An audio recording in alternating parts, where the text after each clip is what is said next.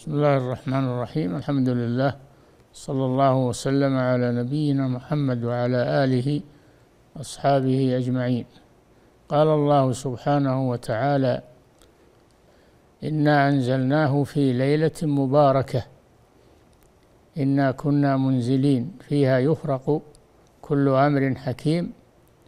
فهذه الليلة ليلة مباركة، سميت ليلة القدر لأنها تقدر فيها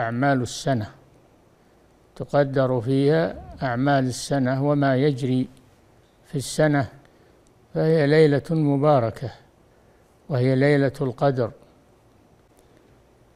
فمن اجتهد في كل الشهر بصيامه وقيامه وتلاوة القرآن قد أدرك ليلة القدر، ومن اقتصر على بعض الشهر فلا يضمن له أنه صادف ليلة القدر، قد تكون في الليالي التي لم يتحرها.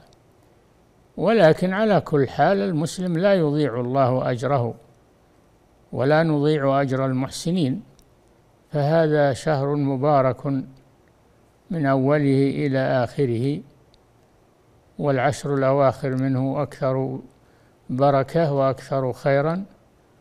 والنبي صلى الله عليه وسلم كان يعتكف العشر الأوسط، يتحرى ليلة القدر، فلما تبين له أنها في العشر الأواخر نقل اعتكافه من العشر الأوسط إلى العشر الأواخر، وداوم على ذلك حتى توفاه الله عز وجل.